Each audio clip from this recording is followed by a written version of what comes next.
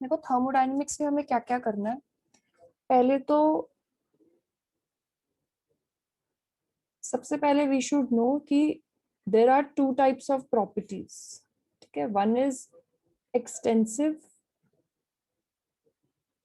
and other are intensive properties.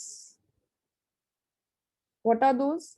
देखो, intensive, here in stands for they are independent of amount of substance. ठीक है, amount of substance पे they don't depend. Extensive, they depend on the amount of substance. Extensive properties are additive, इन्हें हम add कर सकते हैं। Like energy, जितनी भी एनर्जी उनका सम टोटल कर लो। यू, यू से भी डिनोट करते हैं एनर्जी को, सेम ही चीज है थर्मोडायनेमिक्स में। Enthalpy, Gibbs energy. ठीक है, किसी चीज का मास, ये सब है एडिटिव। एक्सटेंसिव इंडिपेंडेंट है, सब्सटेंस के मास पे या अमाउंट पे डिपेंड नहीं करेंगे। लाइक डेंसिटी, थोड़ा सा पानी लो या पूरा bulk, density remains same. Temperature, ठीक है। जनरली जिन प्रॉपर्टीज को आप पर की फॉर्म में लिख सकते हो, पर, ठीक है, कैसे याद रखते हो? इन में क्या होता है? पर। जैसे density is mass per unit volume, temperature को एज इट इज याद रखना है। ठीक है, हीट कैपेसिटी, ठीक है, molar heat capacity, specific heat capacity, ये सब है इंटेंसिव प्रॉपर्टीज। ठीक है, जिनमें अभी पर है, like molar heat capacities, heat capacity per mole, specific heat capacities, heat capacity per grams. ठीक है, नेक्स्ट नेक्स्ट आपके पास दो तरीके functions, one is path function, other is state function. State function सिर्फ they depend on initial and final position. Path functions, they depend on initial and final position, as well as they also depend on path. ठीक है, तो देखो, except heat and work, also heat capacity, ये भी एक path function है कि heat capacity at constant volume है कि constant pressure। इन तीन को छोड़ के everything else is a state function. ठीक है, रेस्ट सभी क्या हैं? They are state functions. ठीक है, नेक्स्ट हमारे पास डिफरेंट टाइप्स ऑफ प्रोसेसेस हैं। जैसे आइसोथर्मल, आइसोथर्मल मतलब टेम्परेचर कांस्टेंट, इसमें d T is 0। Isochoric means volume is constant. Isobaric means pressure is constant, as bar is unit of pressure. ठीक है, adiabatic means there is no heat change is 0। एक term use होता है हमारे पास isolated system.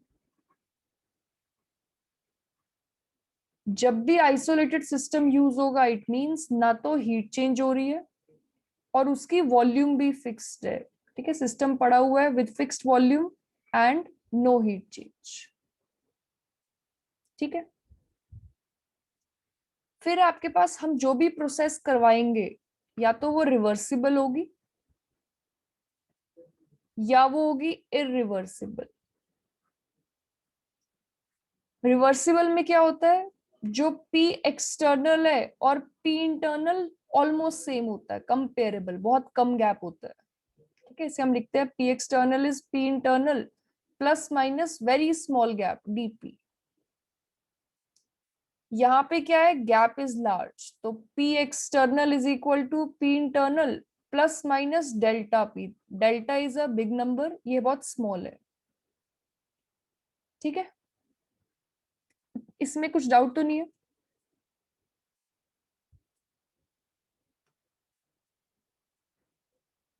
ठीक है, देखो आगे।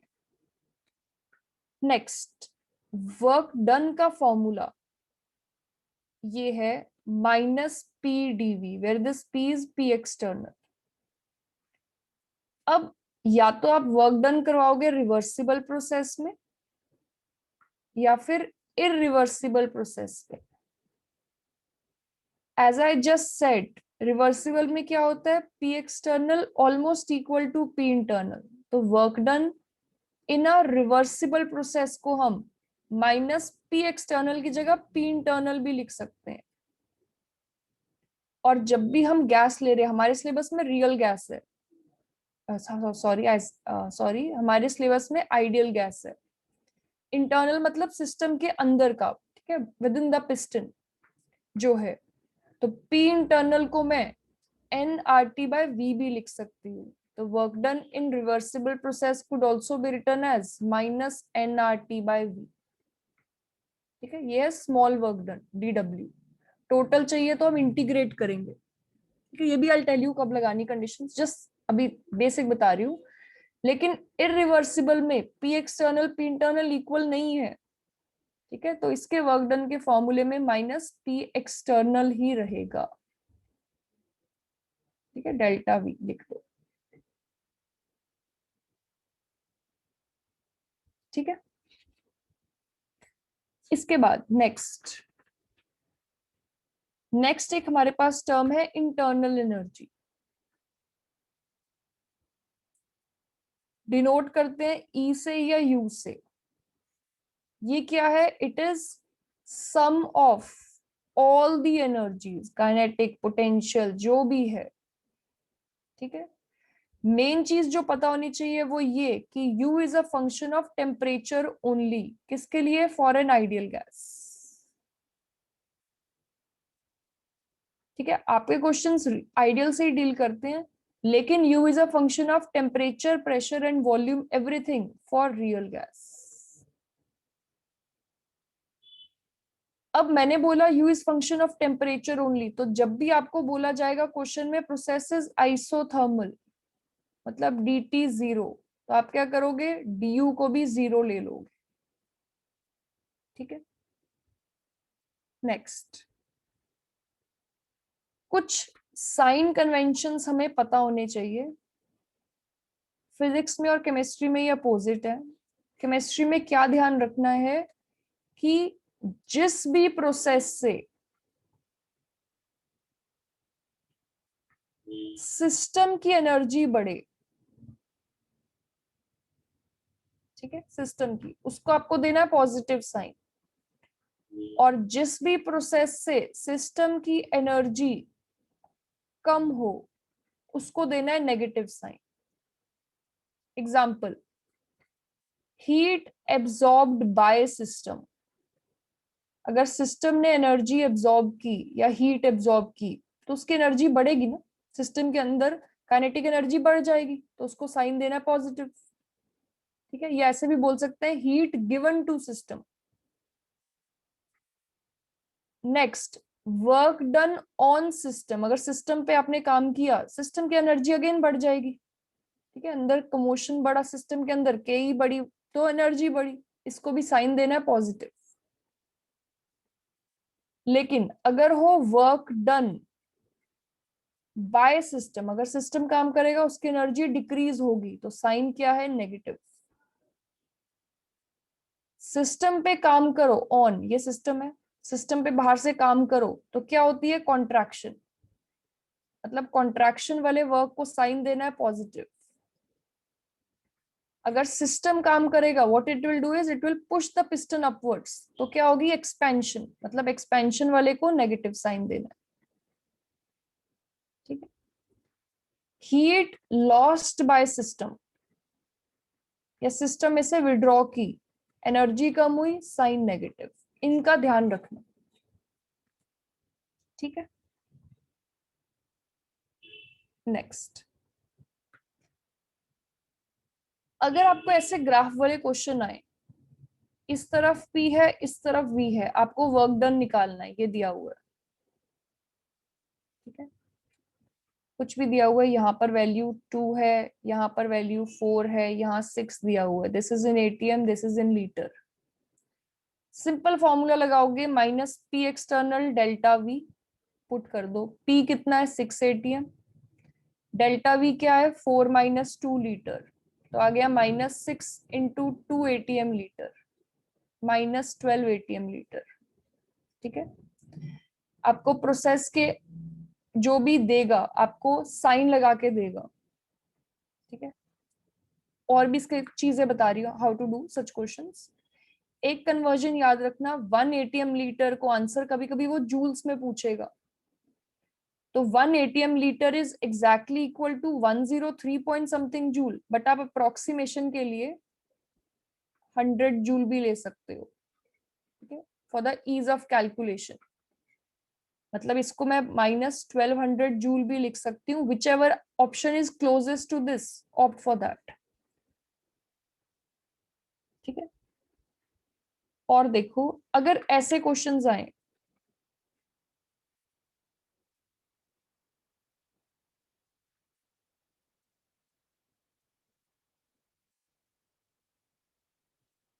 ठीक है, suppose this is 2, this is 4,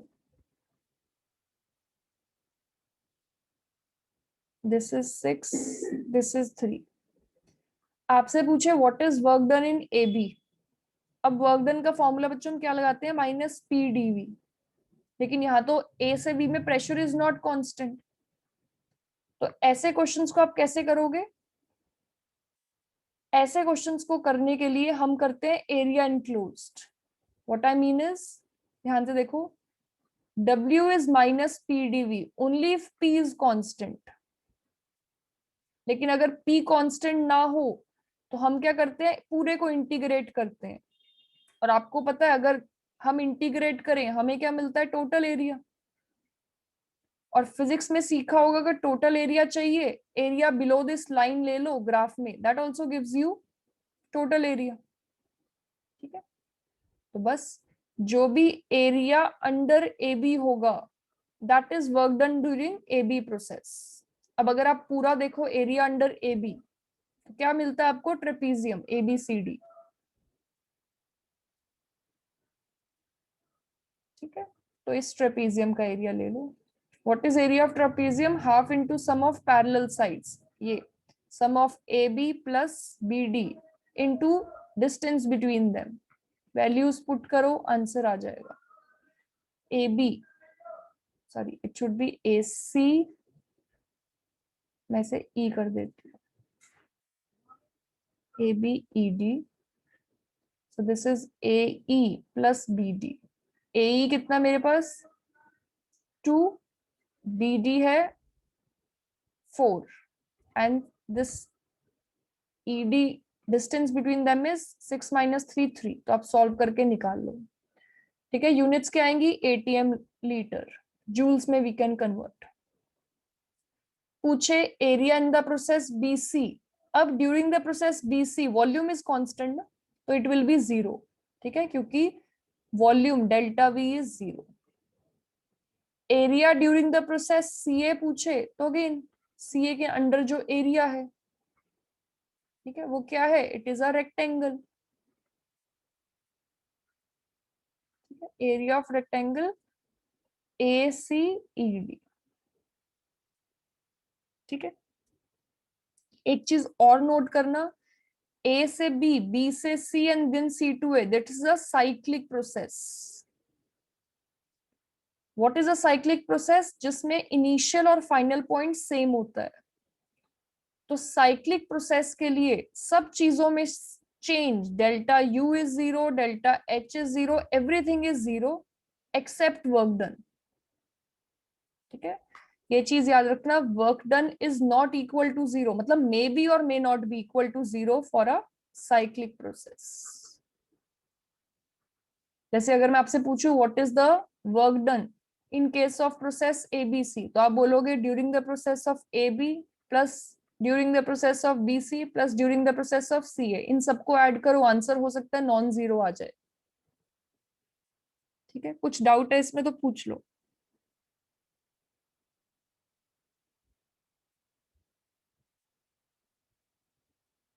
ठीक है, वरना एक सिंपल स्टेप में अगर आपको work done during the process ABC निकालना था, अगर ऐसे पूरा नहीं करना है तो आप सीधा भी कर सकते हो, जो भी एरिया एनक्लोज्ड है। ठीक है, एरिया एनक्लोज्ड, क्या एरिया एनक्लोज्ड है? Area enclosed is equal to area of triangle A B C. उस साइक्लिक प्रोसेस में जो एरिया एनक्लोज्ड है that could also give you work done. इसका, इस ट्राइंगल का एरिया ले लो, सिर्फ इस ट्राइंगल का, लेट मी हाईलाइट दिस, इसका।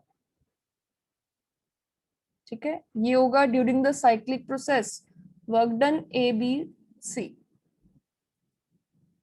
ठीक है, नेक्स्ट, बाकी सभी जो प्रोसेसेस में चेंज है दैट इज जीरो। ठीक है, for a cyclic process. Next, first law of thermodynamics. पहले तो जीरोथ लॉ जान लो, what is zeroth law? Simple कहता है, अगर आपके पास ऐसा है कि अगर एक system B is in thermal equilibrium with एक थर्ड सिस्टम सी। ठीक है, अगर बी सी के साथ थर्मल इक्विलिब्रियम में, व्हाट डज दैट मीन? कि बी और सी का टेम्परेचर सेम है। ठीक है, and A is also in thermal equilibrium with the third system C, ये भी आपस में इक्विलिब्रियम में है। देन ए और बी भी आपस में थर्मल इक्विलिब्रियम में होंगे। सिंपल। ठीक है, मेन है important first law of thermodynamics. इसमें रिलेशन ये है, delta U is equal to Q plus W. Sign का ध्यान रखना, अगर वो बोले system absorbs heat as I told you. ठीक है, अगर वो बोले सिस्टम एब्जॉर्ब हीट तो Q की वैल्यू देना पॉजिटिव। अगर बोलता है सिस्टम एब्जॉर्ब 50 जूल हीट तो Q को लिखोगे आप +50। अगर स्टेटमेंट में लिख के दे सिस्टम लूजेस 30 जूल हीट तो Q की वैल्यू लिखोगे आप -30। ऐसे ही वर्क डन का। चलो मैं आपको एक क्वेश्चन दे देती हूँ, देखो।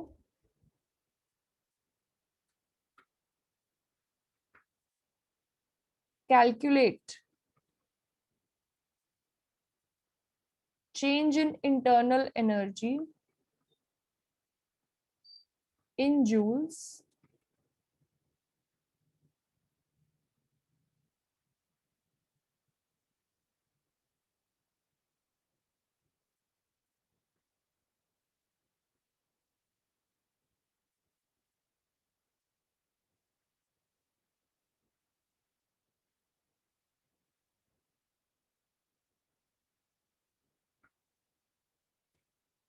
ठीक है, आंसर बताओ जल्दी से, क्या है बच्चों?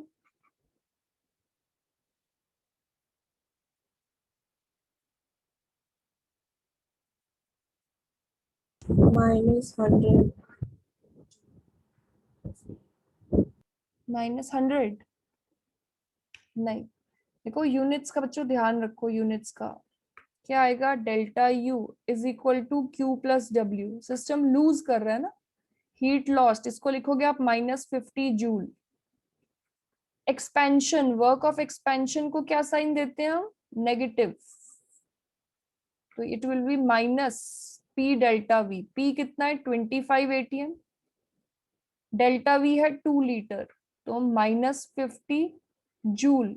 यहाँ आएगा -50 एटीएम लीटर। ये देखो यूनिट्स अलग हैं, तो इसको आपको कन्वर्ट करना पड़ेगा। एज आई सेड कि 1 ATM litre is 100 joule approximately, तो ये आ जाएगा इतने जूल।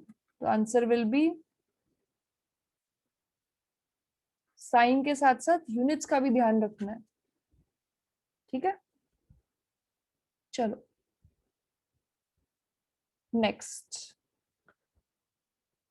नेक्स्ट है इसी की डिफरेंट फॉर्म्स हैं, लेकिन मेन आपको जानना है कि अगर हीट एब्जॉर्ब्ड होगी एट कांस्टेंट वॉल्यूम उसको बोलते हैं हम डेल्टा यू, अगर हीट एब्जॉर्ब हो कांस्टेंट प्रेशर पे उसे बोलते हैं delta H. Take care of this. Enthalpy का relation H is equal to U plus PV. Fourth, H को आप डिफरेंट फॉर्म से लिख सकते हो, अगर आप दोनों साइड, ठीक है, अगर आप डेरिवेटिव लो, मैं ऐसे भी लिख सकती हूँ ना, delta H is delta U plus delta PV. अब इसकी फॉर्म्स है, delta H is delta U plus P delta we plus we delta V P. ठीक है, डिफरेंशिएशन बाय पार्ट्स। अगर वो क्वेश्चन में बोलता है पी इज कांस्टेंट तो क्या होगा, ये वाली टर्म कट जाएगी, इक्वेशन बनेगी delta H is delta U plus P delta we. ठीक है, अगर पी कांस्टेंट है। अगर वो बोले इफ वी इज कांस्टेंट तो क्या होगा, वी वाली फॉर्म कट जाएगी, तब ये इक्वेशन लगेगी।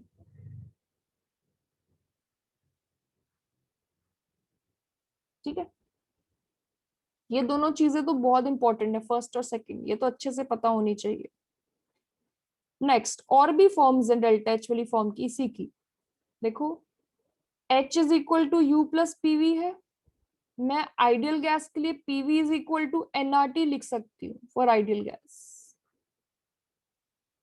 अगर पुट किया H is equal to U plus NRT आ जाएगा। ठीक है, डेरिवेटिव लो तो delta H is delta U plus N R delta T भी लिख सकते हैं, कुछ क्वेश्चंस इस पे भी बेस्ड है। ठीक है, एक लास्ट फॉर्म जो अटमोस्ट इंपॉर्टेंट है वो ये, for a reaction, for a chemical reaction H is equal to U plus PV है, पीवी को मैंने लिख दिया क्या, एनआरटी। अगर केमिकल रिएक्शन होगा, हमेशा एक रिएक्शन होता है किस पे, कांस्टेंट पी पे और कांस्टेंट टी पे। ठीक है, लेकिन delta n g can change. What is delta n g, gaseous moles. हो सकता है ना कि कुछ रिएक्टेंट्स गैसेस थे, उनके मोल्स कम होके प्रोडक्ट्स ज्यादा बन रहे हैं, तो ये बहुत इंपॉर्टेंट है, क्वेश्चन इस पे आएंगे। वो ये कि delta H is delta U plus delta n g R T, ये फॉर्म इंपॉर्टेंट किसके लिए, फॉर अ केमिकल रिएक्शन। आपको कोई भी रिएक्शन देगा, एग्जाम्पल आपको बोल देगा कि डेल्टा यू है एक्स, ठीक है, वो बोलेगा calculate delta H for ammonia formation at suppose 298 kelvin. तो कैसे करोगे, अमोनिया फॉर्मेशन की रिएक्शन लिखोगे पहले बैलेंस्ड,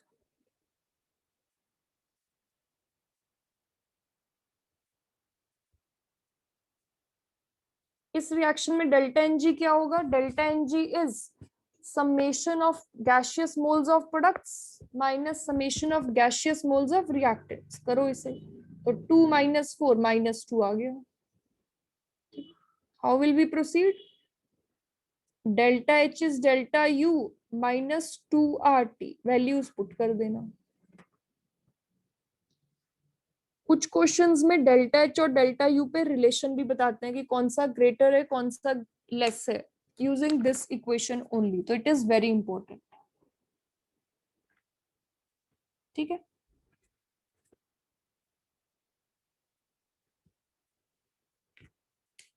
नेक्स्ट है हमारे पास heat capacity. What is heat capacity, amount of heat required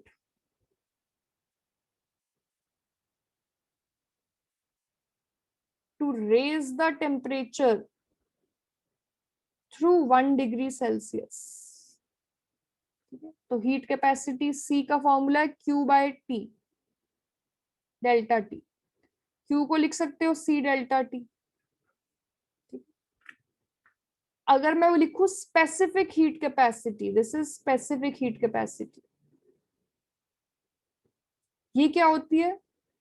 amount of heat required to raise the temperature of 1 gram of substance through 1 degree Celsius. तो इसका फॉर्मूला है Q by m delta T, जहां पे m होता है substance का मास, Q का formula आता है mcs डेल्टा T। एक होती है हमारे पास मोलर हीट कैपेसिटी,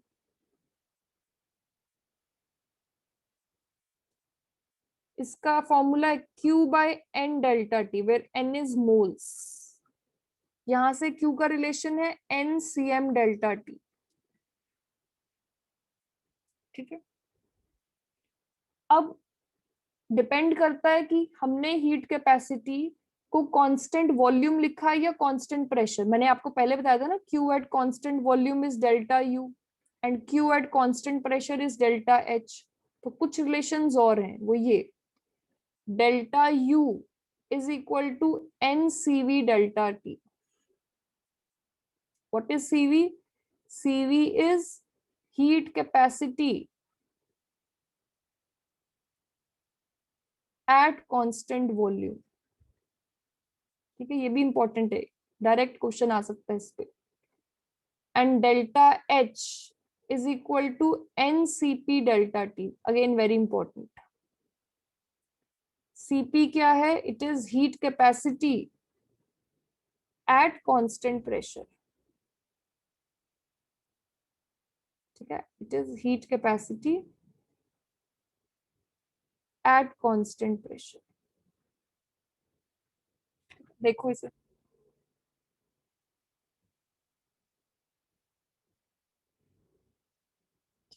और भी इंपॉर्टेंट रिलेशंस हैं, वो ये कि Cm is equal to molar mass into Cs. What I mean is molar heat capacity किसी चीज की किसके इक्वल होती है? Specific heat capacity multiplied by molar mass.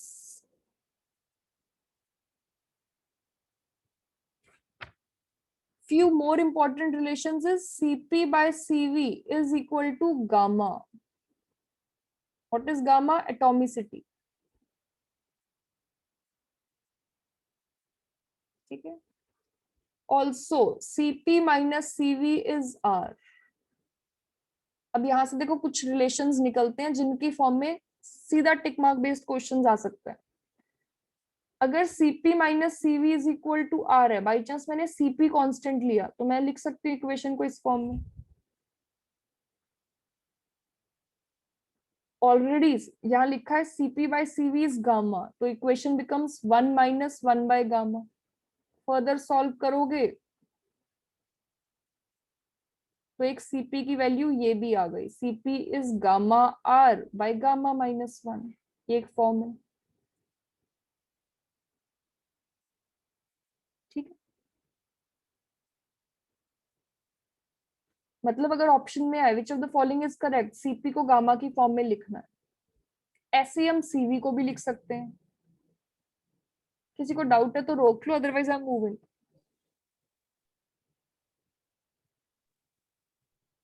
ठीक है, देखो ऐसे ही हम Cv को भी लिख सकते हैं। Cv कॉमन ले लो, व्हाट यू विल गेट?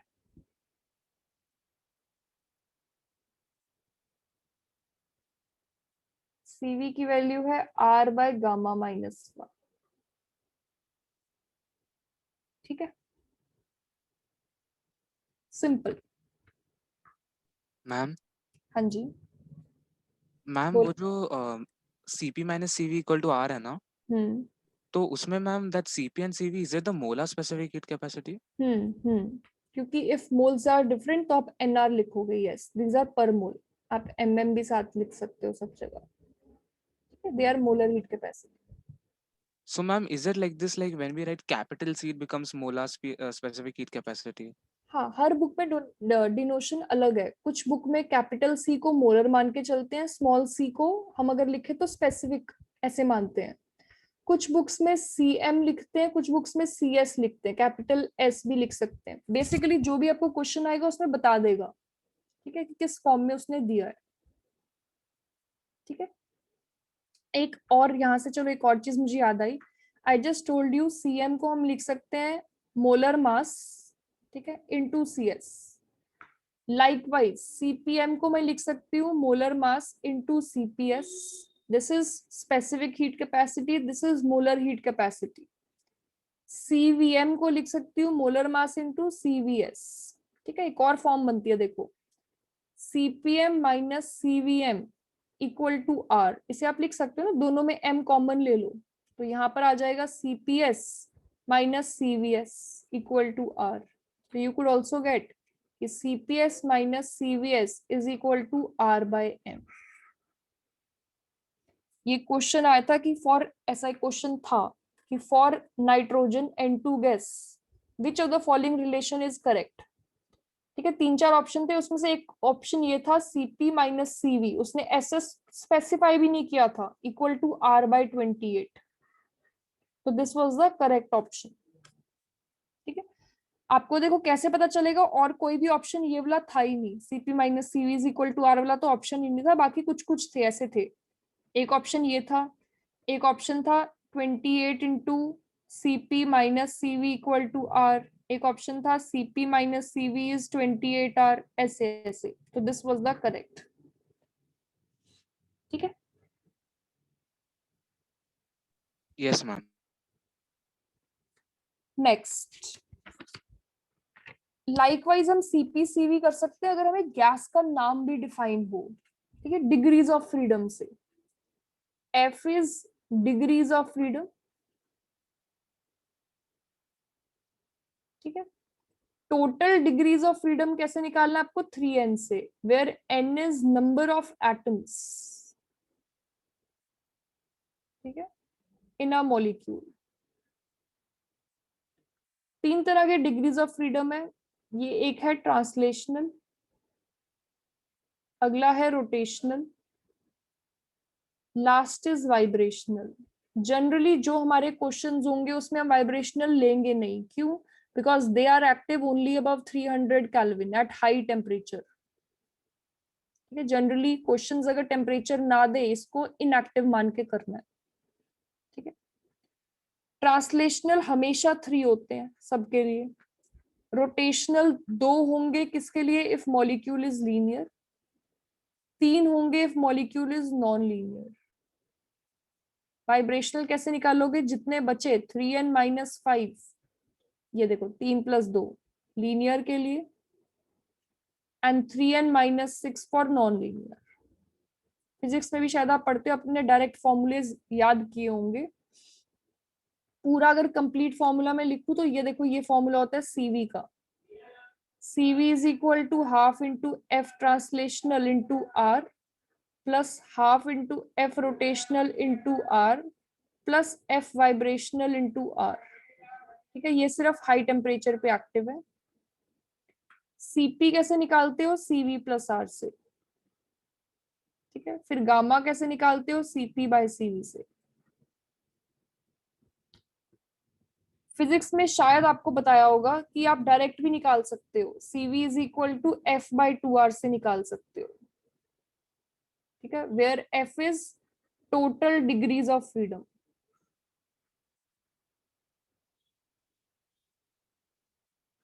ठीक है, दैट्स इट। अब एक क्वेश्चन गामा पे आ सकता है, वैसे तो हम देखो सॉल्व करते हैं पूरी वैल्यूज पुट करके, लेकिन अगर आप थोड़ा सा याद रख सको तो gamma for monoatomic gas is greater than gamma for diatomic, बाद में आती है पॉलीएटॉमिक। सॉल्व करोगे इसकी वैल्यू होती है 1.66, इसकी 1.4, इसकी 1.33। ठीक है, देख लो एक बार।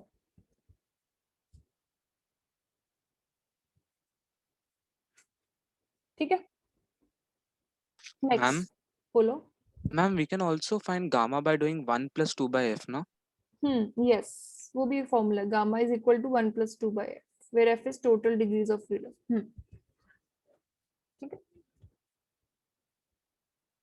देखो नेक्स्ट है वर्क डन। वर्क डन अगर आपको निकालना हो आइसोथर्मल रिवर्सिबल प्रोसेस में, उसका फॉर्मूला ये होता है minus P d V. As I said, P external की जगह पी इंटरनल लिख सकते हो एंड इंटीग्रेट। ठीक है, आप पी इंटरनल की जगह लिखोगे n R T by V d V, तो फॉर्मूला बन जाएगा -2.303 n R T log of V2 by V1। ये इक्वेशन है आइसोथर्मल।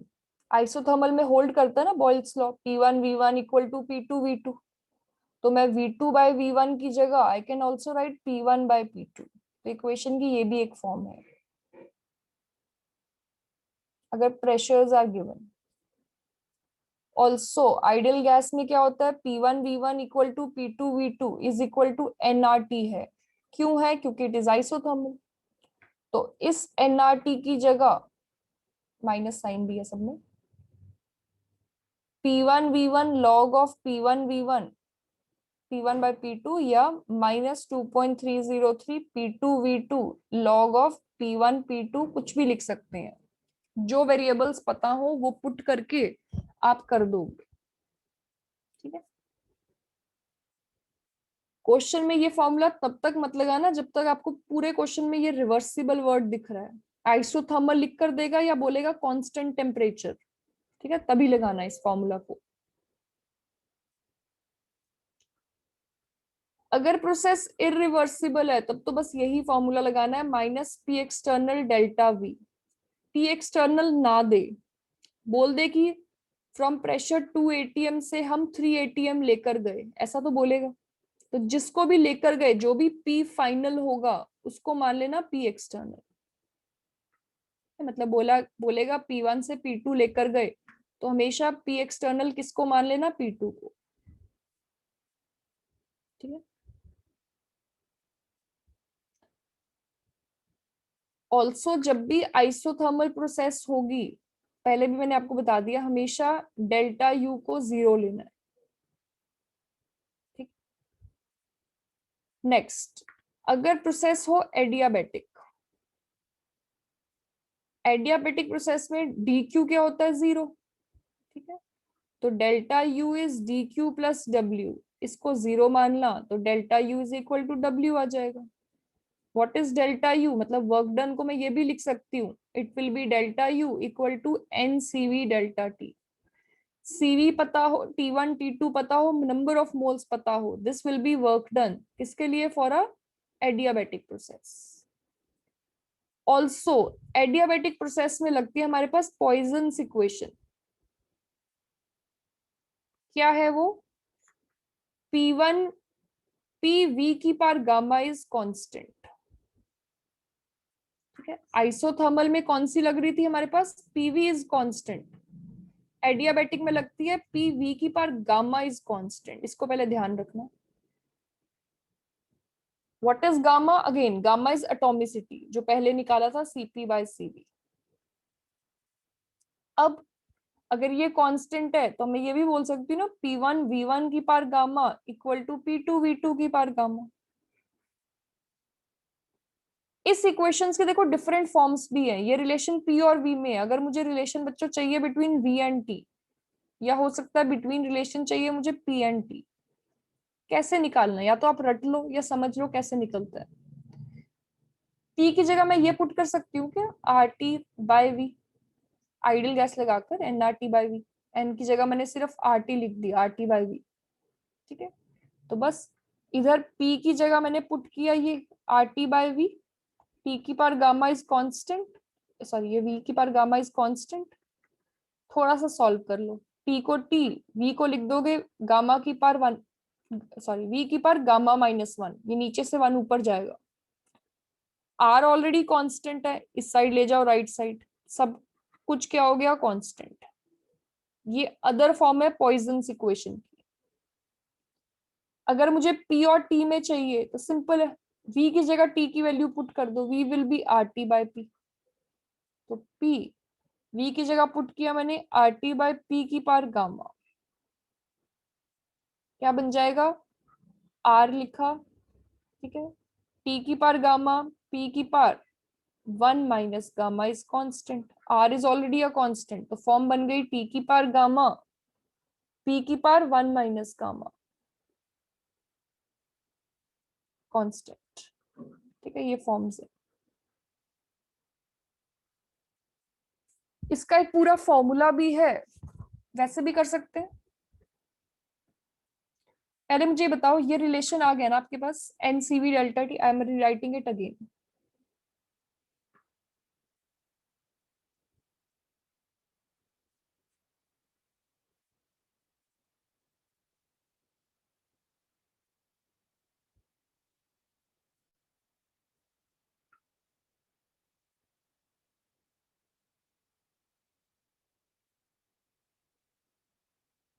पॉइजन्स इक्वेशन सिर्फ रिवर्सिबल में लगाना, इरिवर्सिबल में नहीं। ठीक है, अब मैंने आपको पहले ही सिखाया था ना, C P minus C V is R, जहां मैंने सीवी की वैल्यू निकलवाई थी, C P by C V minus 1 is are.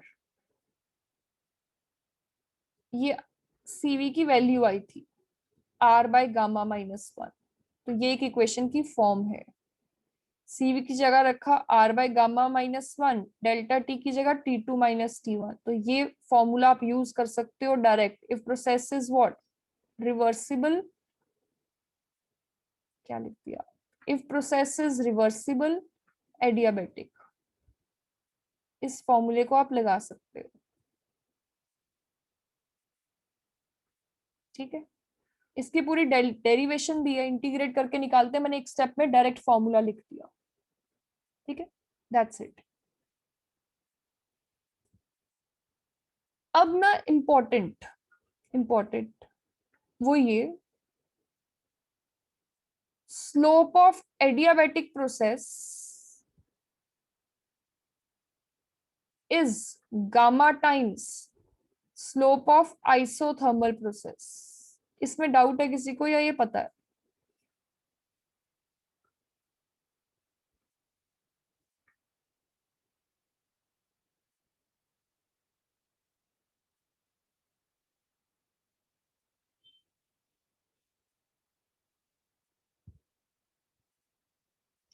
मुझे बताओ, जो फर्स्ट ग्राफ है उसमें एक्सपेंशन हो रही है कि कॉन्ट्रैक्शन हो रही है?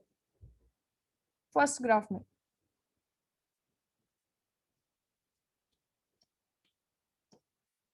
जल्दी से बताओ, फर्स्ट ग्राफ में एक्सपेंशन हो रही है कि कॉन्ट्रैक्शन हो रही है? Ma'am expansion. हाँ, because volume is exceeding. Second में हो रही है कॉन्ट्रैक्शन। अब मुझे बताओ, ए और बी में से कौन सा आइसोथर्मल का होगा, कौन सा एडियाबेटिक का होगा?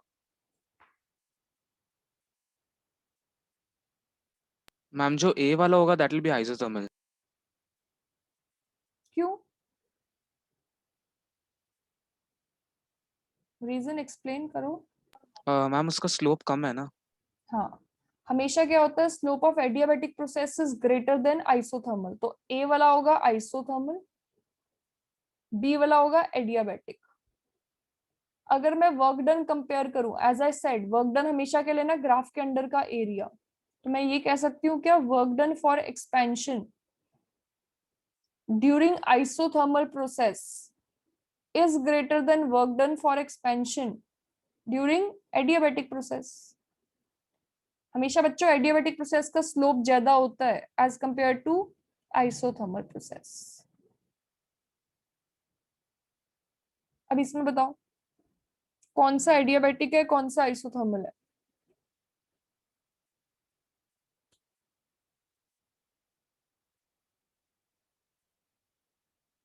मैम सी वाला आइसोथर्मल है एंड यस, डी वाला एडियाबैटिक। हाँ जी, इसका अगेन स्लोप ज्यादा। स्लोप कैसे देख रहे हो, जहां ज्यादा स्टीपनेस है। ठीक है, this is isothermal.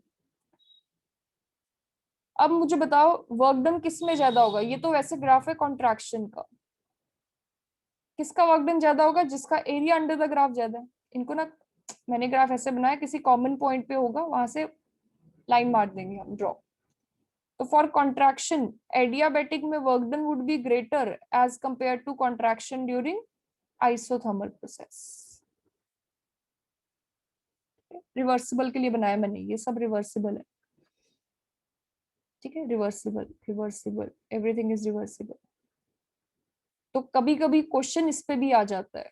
If you compare, देखो रिवर्सिबल में क्या होता है, आइसोथर्मल एक्सपेंशन और कॉन्ट्रैक्शन में सेम वर्क होता है। तो अगर प्रिसाइज सबका ऑर्डर मिलाकर मैं लिखूं तो I can say work done in contraction for a adiabatic process is greater than work done for expansion, isothermal, nearly equal to work done for contraction, ये दोनों सेम होते हैं. For isothermal expansion contraction same चीज है. बाद में आएगा work done for expansion adiabatic. इसे देख लो, टिक मार्क बेस्ड क्वेश्चन इस पे आ सकता है. ठीक है, किसी को डाउट है तो पूछ लो कुछ.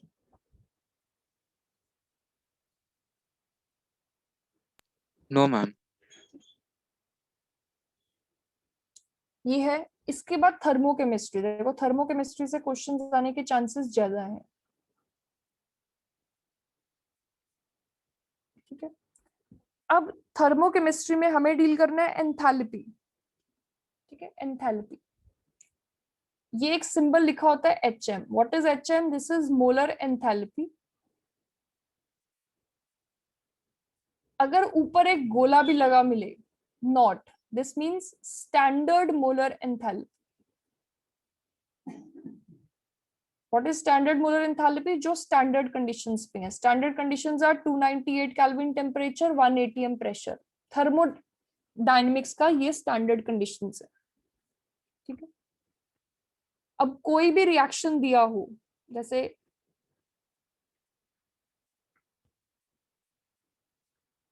कोई भी रिएक्शन दिया हुआ, इस रिएक्शन का डेल्टा RH निकालना है या delta HR. What is delta HR? It is enthalpy of reaction.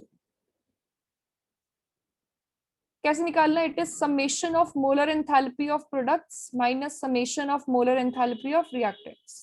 मतलब अगर यहाँ कोई कोफिशिएंट C है तो C into molar enthalpy of C minus reactants में क्या है, A into molar enthalpy of A plus B के आगे कुछ नहीं है, चलो, plus molar enthalpy of C of B. ऐसे निकालना है. अगर आपको हर एक रिएक्टेंट प्रोडक्ट की एंथैल्पीज गिवन है, एंथैल्पी ऑफ रिएक्शन निकालना है, तो प्रोडक्ट्स माइनस रिएक्टेंट्स करना है. ठीक. अब पहले एक चीज, फिर मैं एक एक एंथैल्पी बता दूंगी. चलो पहले एंथैल्पी बता देती हूँ. सबसे पहले हम करते हैं enthalpy of formation. What is enthalpy of formation? Name tells you कुछ बन रहा है. क्या बन रहा है? It is enthalpy change. ठीक है, डिनोट इसे करना है डेल्टा HF से. ठीक है, HF से. It is enthalpy change when 1 mole of substance gets formed. किससे बननी चाहिए? सारे रिएक्टेंट्स होने चाहिए स्टैंडर्ड स्टेट में. स्टैंडर्ड स्टेट, जैसे कार्बन की स्टैंडर्ड स्टेट है कार्बन ग्रेफाइट. ठीक है, लेकिन अगर क्वेश्चन में C सॉलिड भी लिखा होगा चल जाएगा. ठीक है, हम उसे ग्रेफाइट मान के we can let it be fine.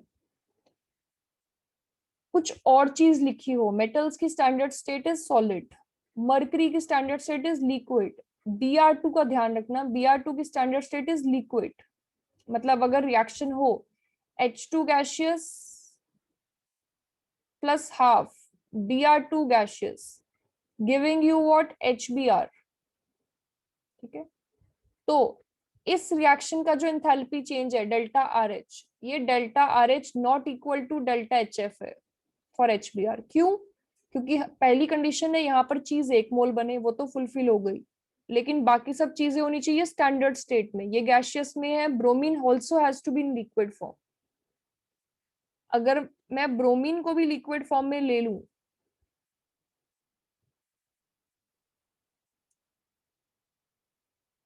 ठीक है, ये गैस है, HBr इज अ गैस, तब हमारे पास क्या हो जाएगा? इस रिएक्शन का enthalpy change will be equal to what, enthalpy of formation of HBr. ठीक है, अब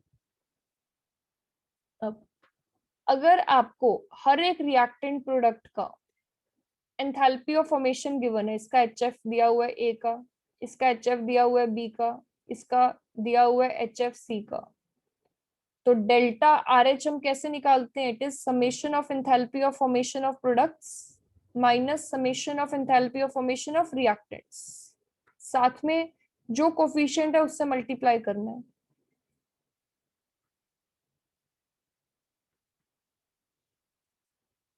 ठीक है, सभी एंथैल्पीज जो जो आपने पढ़ी भी होंगी पहले, सब में प्रोडक्ट्स माइनस रिएक्टेंट्स करते हैं एक्सेप्ट फॉर दी टू। वो टू कौन सी है? एक है एंथैल्पी ऑफ कंबशन, ये हमेशा होता है summation of enthalpy of combustion of reactants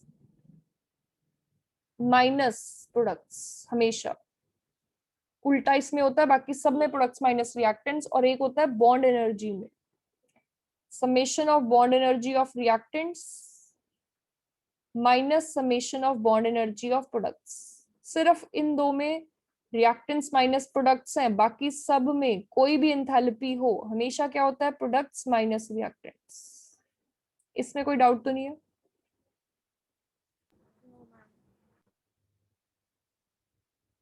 ठीक है, चलिए next, what is enthalpy of combustion वो देख लेते हैं। एंथैल्पी ऑफ कंबशन होती है एंथैल्पी चेंज जब हम किसी भी चीज के एक मोल का कंप्लीट कंबशन करते हैं। ठीक है, कंप्लीट कंबशन करते हैं एक मोल का टू फॉर्म पूरी फुली ऑक्सीडाइज्ड प्रोडक्ट्स। ठीक है, जैसे कोई भी चीज है, जैसे C6H6 लिक्विड है, इसका कंबशन करेंगे तो जो भी प्रोडक्ट्स मिलेंगे they should be completely oxidise. अगर CO मिल रहा है, सबसे पहली कंडीशन है ये 1 मोल होना चाहिए। अगर CO मिल रहा है हमारे पास, तो इस रिएक्शन का डेल्टा HR जो होगा, इसका कुछ डेल्टा HR होगा। पहले केस में डेल्टा HR को मैं लिख सकती हूँ enthalpy of combustion of C6H6, दूसरे के केस में मैं नहीं लिख सकती। क्यों? It the product formed has to be completely oxidised. ठीक है, एंथैल्पी ऑफ कंबशन हम डिटरमाइन करते हैं यूजिंग बॉम कैलोरीमीटर। ये जान लो, इस पे क्वेश्चन आ सकता है। बॉम कैलोरीमीटर में क्या होता है? देयर इज अ बॉम, आसपास पानी है, जिसमें हमने थर्मोमीटर लगा रखा है टेम्परेचर राइज मेजर करने के लिए, and the vessel is perfectly insulated. अब जो टोटल हीट कैपेसिटी होगी वो किसकी होगी? पानी की हीट कैपेसिटी प्लस जो हमारा बॉम्ब की हीट कैपेसिटी है। अगर क्वेश्चन में सी वाटर और सी बॉम्ब अलग अलग दे, ऐड करके सी टोटल निकाल लेना, वरना टोटल ही देगा। ठीक है, सपोज आपने कोई भी सब्सटेंस ली यहाँ बर्न करने के लिए, फिलामेंट होता है यहाँ प्रॉपर। तो अगर आपने सब्सटेंस ली, सपोज उसका वेट लिया आपने W, ठीक है, उस सब्सटेंस का मोलर मास या मोलर वेट सपोज है M। टेम्परेचर राइज होगा थर्मोमीटर में, suppose delta T is rise in temperature. तो हम क्या लिख सकते हैं? Heat released at constant volume. मैं क्यों क्यों लिख रही हूँ हीट एट कांस्टेंट वॉल्यूम? क्योंकि वेसल पूरा बंद है, वॉल्यूम फिक्स्ड है। तो हीट एट कांस्टेंट वॉल्यूम को लिखते हैं delta U equal to minus C delta T, where C is total heat capacity. Negative sign क्यों? क्योंकि हीट रिलीज हो रही है। ठीक है, ये जो हीट रिलीज हुई ये तब रिलीज हुई अगर मैंने W अमाउंट ऑफ सब्सटेंस ली। अगर मैं 1 ग्राम के कॉरेस्पॉन्डिंग निकालूंगी तो डेल्टा U की वैल्यू आएगी -C total into delta T by W। W से इतनी है, 1 ग्राम से इतनी होगी, तो मोलर मास के कॉरेस्पॉन्डिंग डेल्टा U क्या होगा? -C total delta T by W into M। ये फॉर्मूला हमें यूज करना है डेल्टा U निकालने के लिए। डेल्टा U की यूनिट्स आएंगी जूल पर मोल। कुछ डाउट है इसमें?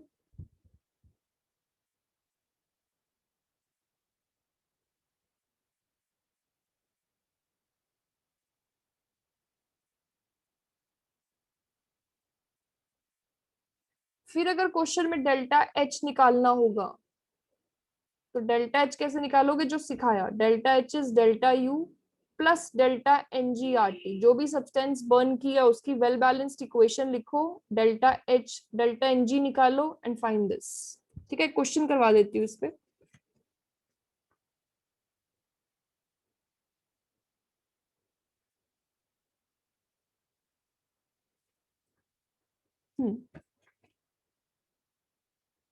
देखो क्वेश्चन, पहले तो फॉर्मूला देख लो, टेक अ स्क्रीनशॉट, फिर मैं क्वेश्चन लिखती हूँ।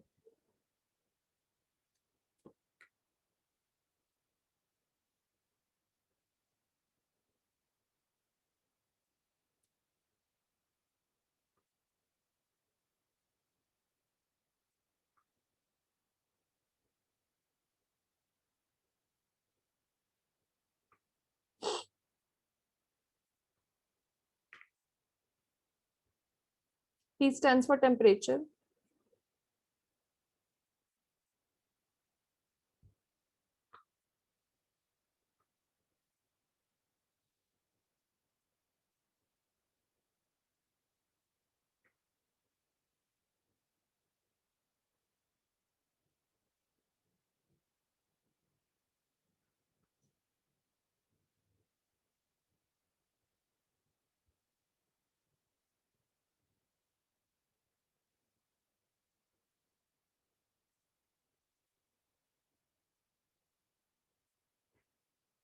ये क्वेश्चन ट्राई करो और आंसर बताओ।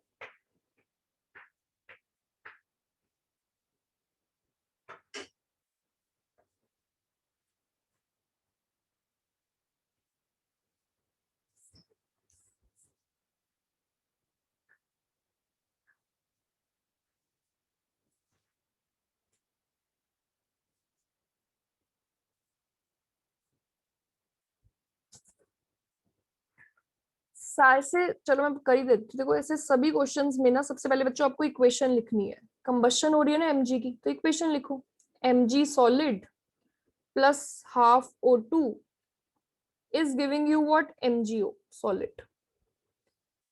इस इक्वेशन का डेल्टा Ng निकालोगे, सिर्फ गैसियस लेना, सॉलिड नहीं। ठीक है, तो 0 माइनस ये है क्या, माइनस हाफ O2, तो डेल्टा Ng आ गया माइनस हाफ। ठीक है, पहले डेल्टा U निकालो।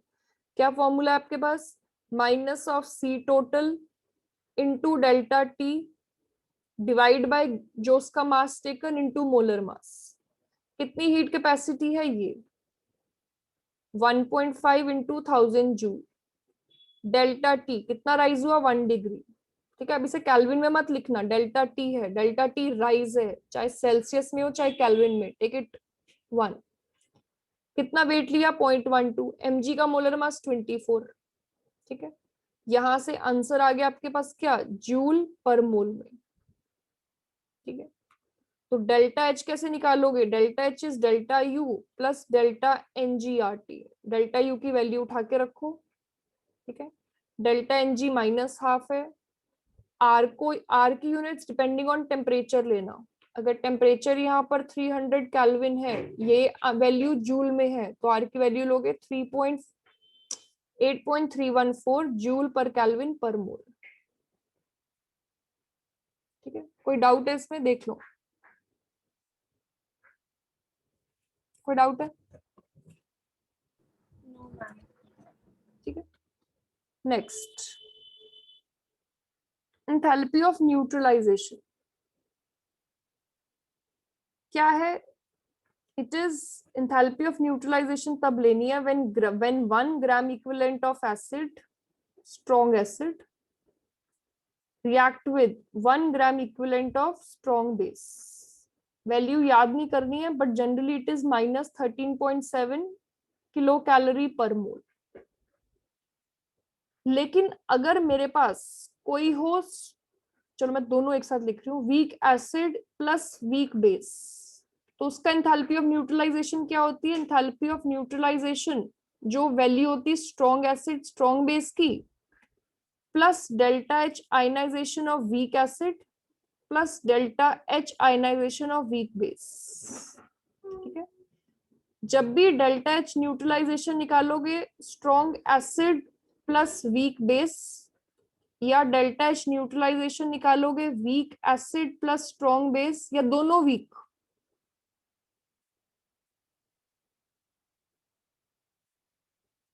हमेशा इन सब की वैल्यू स्ट्रॉन्ग वाले से कम आने वाली है।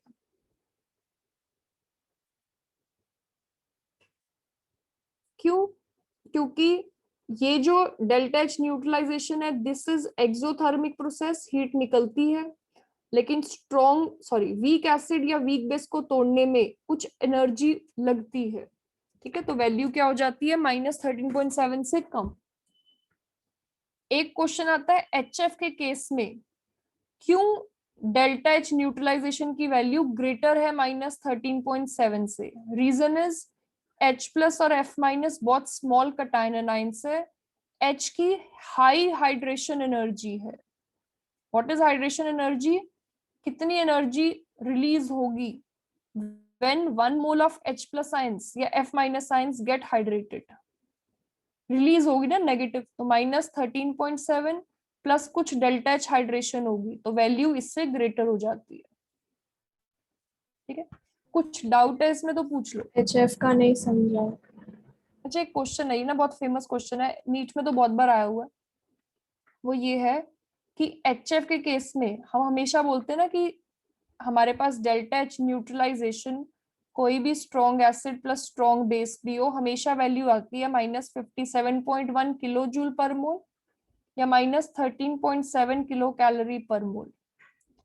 लेकिन बोलते हैं क्वेश्चन में कि HF की जो डेल्टा एच न्यूट्रलाइजेशन है वो क्यों ग्रेटर आती है -13.7 से, इस वैल्यू से भी ग्रेटर?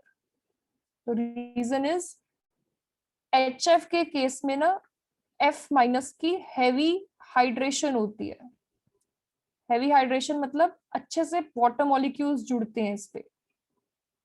जब इसकी हैवी हाइड्रेशन होती है तो जो डेल्टा एच हाइड्रेशन रिलीज होता है ना, energy released due to hydration, वो होती है नेगेटिव। तो क्या होता है, कुछ एनर्जी वहां से भी रिलीज हो रही है और कुछ तो -13.7 ऑलरेडी है। -13.7 प्लस सम मोर नेगेटिव वैल्यू, तो आंसर क्या आने वाला है?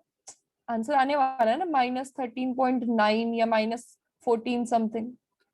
तो जो वैल्यू है वो और भी ज्यादा नेगेटिव होती है because of hydration which is a exothermic process. समझ आ गया? Yes ma'am. ठीक है, एक क्वेश्चन आपको दे रही हूँ, वो करो question.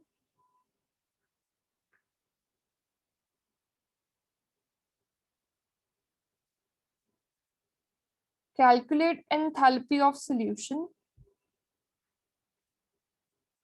of AB2 solid if lattice energy of AB2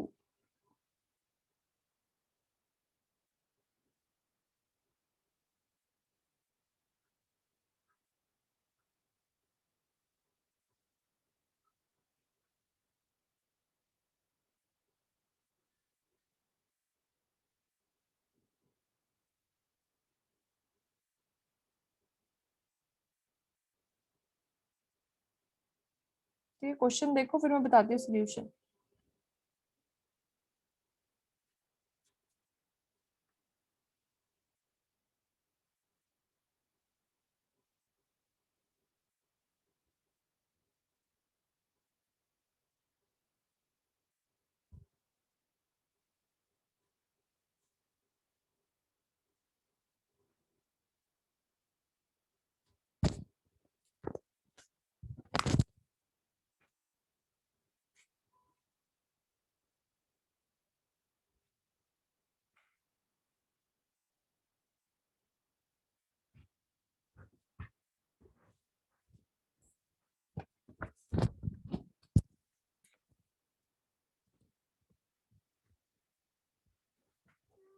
देखो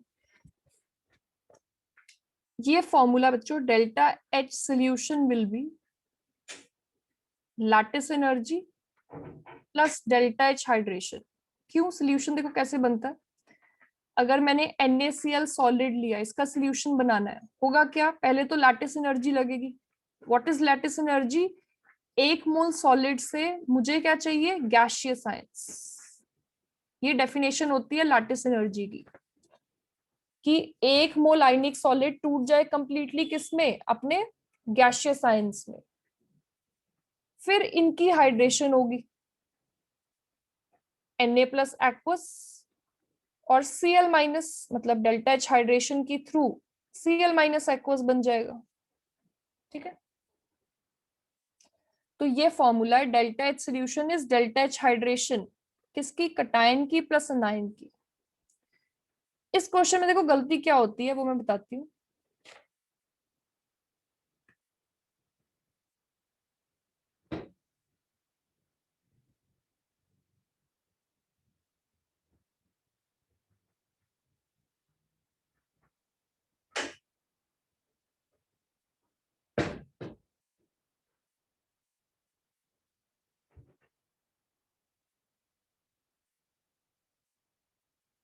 देखो एक मिनट,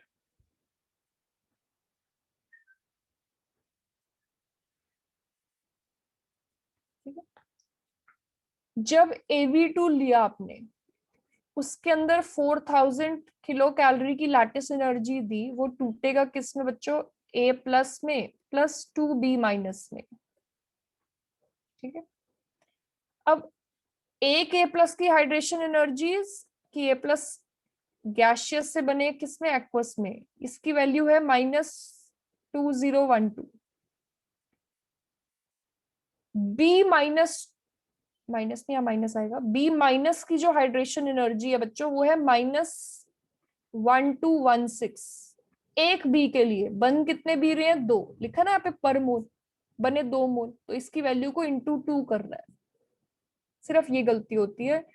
तो delta H solution will be lattice energy 4000, ठीक है, प्लस ए की कितनी है -2012, प्लस 2 इंटू बी की है -1216। ये 2 का फैक्टर भी गलती होती, दैट्स इट, देख लो इसे।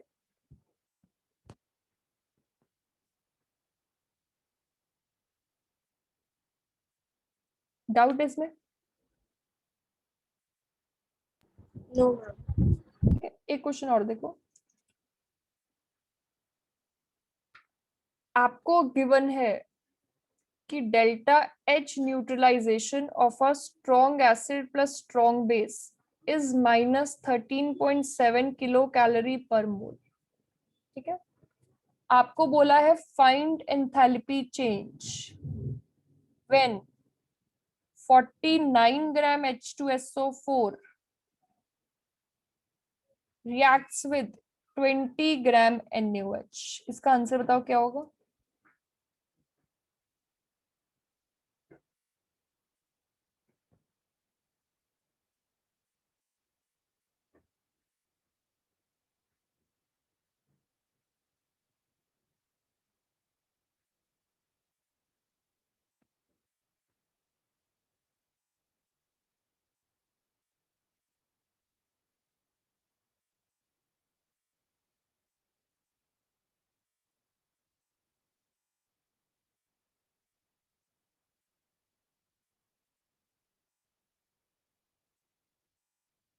देखो, सबसे पहले ना आप क्या करना है, जब 1 gram equivalent of acid 1 gram equivalent of base से रिएक्ट करे, तब -13.7 किलो कैलोरी पर मोल रिलीज होती है। ठीक है, अगर 1/2 ग्राम इक्विवेलेंट हाफ के साथ रिएक्ट करे एसिड, तब कितनी रिलीज होगी, आधी। अगर 10 gram equivalent of acid 10 gram equivalent of base से रिएक्ट करे, तब इंटू 10। अगर एक के 5 ग्राम इक्विवेलेंट हो एसिड के, अगर दूसरे के 10 ग्राम इक्विवेलेंट हो सपोज बेस के, तब कितनी रिलीज होती है, तो एक्सेस हो जाएगा ना, रिएक्शन तो सिर्फ इतना ही होगा जितना लिमिटिंग रिएजेंट है, तब वैल्यू आएगी -13.7 इंटू 5। तो जब भी ऐसा क्वेश्चन आए, आपको पहले फाइंड करने हैं लिमिटिंग ग्राम इक्विवेलेंस। ठीक है, अब देखो कैसे करना है, तो मैंने जस्ट समझाया। H2SO4 है, कितने मोल्स आएंगे उसके, गिवन मास 49 ग्राम, मोलर मास 98, हाफ मोल। ये ग्राम इक्विवेलेंट का फॉर्मूला होता है। Gram equivalent is n factor into moles. H2SO4 का n फैक्टर इज 2, मोल्स है हाफ, कितने ग्राम इक्विवेलेंट 1। NaOH के कितने moles, given mass 20, molar mass 40, half. Gram equivalent कैसे निकालोगे, n factor into moles, n factor 1 into half.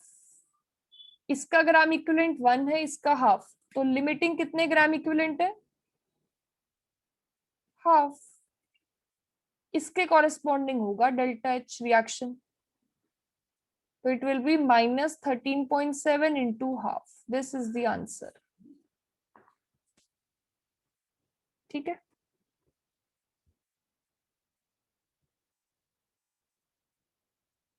समझ आ गया कि डाउट है। समझ आ गया। ठीक है, देखो एक और क्वेश्चन है, ये तो शायद आपके मॉड्यूल में भी है, मुझे लगता है ऐसा सा क्वेश्चन। देखो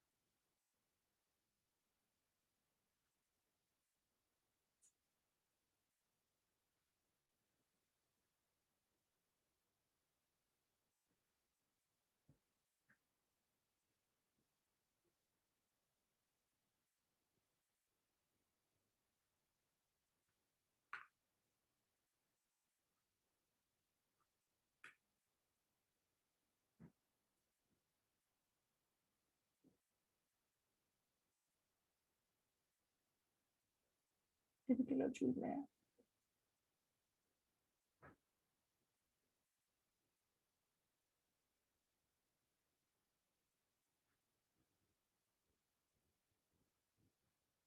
ठीक है, एक बार ट्राई करो, अदरवाइज आई विल एक्सप्लेन।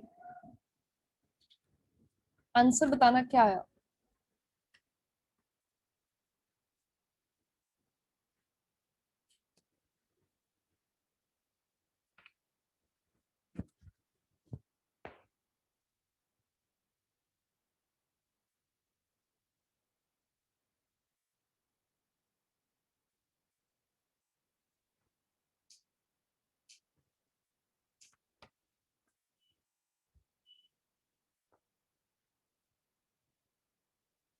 ये परसेंटेज आयनाइजेशन वाला कंसेप्ट पढ़ते हैं हम किसमें, आयनिक इक्विलिब्रियम में। देखो delta H neutralisation of a weak acid plus strong base किसके इक्वल होगा, delta H neutralisation of strong acid plus strong base plus delta H ionisation of weak acid.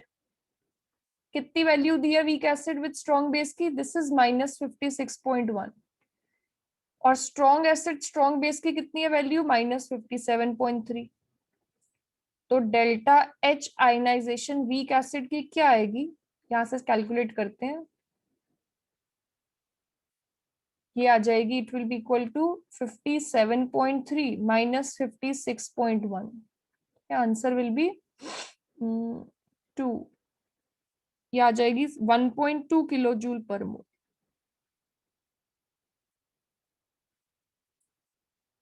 इधर तो इन्होंने दिया है कि इंथैल्पी ऑफ आयनाइजेशन 1.5 है, बट लग कितनी रही है, ये जो वैल्यू आई ये आई एक्सपेरिमेंटल। ठीक है, लगनी कितनी चाहिए थी, थ्योरेटिकल 1.5। इसका मतलब है जो ये डिफरेंस है 1.5 -1.2 का डिफरेंस, ये ऑलरेडी आयनाइज्ड है। व्हाट आई मीन इज, अगर आप ये कंसेप्ट देखो, जैसे एसिड ऐसे होगा ना, HA वीक एसिड न्यूट्रलाइज होगा H++A- में, अगर ये 1 है इसमें से अल्फा अल्फा अल्फा, ठीक है। हम कैसे निकालते थे परसेंटेज आयनाइजेशन, कैसे निकालते थे? Amount ionised bye amount taken into 100%। पहले बताओ मुझे, इतना समझ आया जितना बताया, मैं फिर से आगे बताती हूँ। इज दिस मैम ये क्लियर? पार्ट समझा। ठीक है, इतना समझ आया। अब ये देखो, पूरे का अगर आप पूरी अमाउंट होती तो आयनाइजेशन के लिए हमें यूज होती 1.5 किलो जूल, लेकिन जो इनका डिफरेंस है 1.5 और 1.2, इतना ऑलरेडी आयनाइज्ड है, तभी तो कम लग रही है। तो कितनी आयनाइज्ड होगी? 1.5 माइनस 1.2 ऑलरेडी आयनाइज्ड है, टोटल के लिए 1.5 लगती इंटू 100%, ये आ जाएगा मेरा answer. This is the answer of percentage ionisation. कितना आयनाइज्ड है, इनका डिफरेंस, लगती कितनी 1.5 इंटू 100%। ठीक है, डाउट है कहीं पर?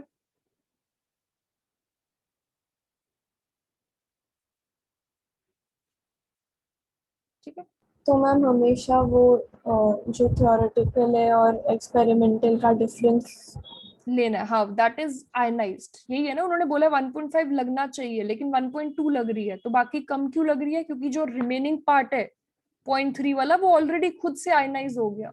हमें यही निकालना था, परसेंटेज आयनाइजेशन। परसेंटेज आयनाइजेशन क्या होता है? कितना आयनाइज हो गया बाय टोटल, टोटल के लिए 1.5 लगता, ये डिफरेंस आयनाइज हो चुका है इनटू 100%। ओके। ठीक है, नेक्स्ट, कोई भी रिएक्शन हो आपके पास, अगर आपको इस रिएक्शन का डेल्टा एस निकालना है तो कैसे निकालते हो? Entropy of products minus entropy of reactants. हर चीज प्रोडक्ट माइनस रिएक्टेंट्स करनी है। अगर इस रिएक्शन का डेल्टा जी निकालना हो, कैसे निकालोगे? Summation of G of products minus summation of G of reactants. ठीक है, ये जी का relation H minus T S वाला काफी इंपॉर्टेंट है, अच्छे से करना है। ठीक है, और जी का रिलेशन विद के इक्विलिब्रियम वो भी करना है। ठीक, पहले पहले एस का देख लो, what is S, second law से जो आया, ये यूज करना है बच्चों। S is equal to Q by T. ठीक है, DS, DS is D Q by T. तो अगर आप डिफरेंशिएट करोगे, सॉरी इंटीग्रेट करोगे बोथ साइड्स, तो एस का फॉर्मूला आ जाएगा, S is integral of D Q by T. ठीक है, now from first law of thermodynamics हमारे पास ये होता है ना, delta U is equal to D Q plus W. मतलब मैं डी क्यू को ये भी लिख सकती हूँ delta U plus W. Delta U का फॉर्मूला होता है N C V delta T, W का है minus P delta V. Put कर दो 1 × पुट 1 × तो मेरे पास फॉर्मूला आएगा delta S is equal to integral of N C V delta T by T. ठीक है, minus P delta V by T. अलग अलग कर दोगे तो रिलेशन बन जाएगा N C V L N T two by T one. ठीक है, अच्छा यहां देखो, D Q is delta U, यहाँ साइन आएगा माइनस का, माइनस डब्ल्यू। ठीक है, और माइनस पी डी वी, तो ये बन जाएगा प्लस। ध्यान से देखना, D Q will be delta you minus W, W के फॉर्मूले में भी ऑलरेडी माइनस है, तो माइनस माइनस प्लस। ठीक है, पी को मैंने पुट किया N R T by V, already एक टी है। ठीक है, यहाँ डेल्टा वी, टी से टी कट, फॉर्मूला डेल्टा इसका बन गया N C V L N T two by T one plus N R L N V two by V one. ठीक है, क्वेश्चंस इस पे भी होंगे।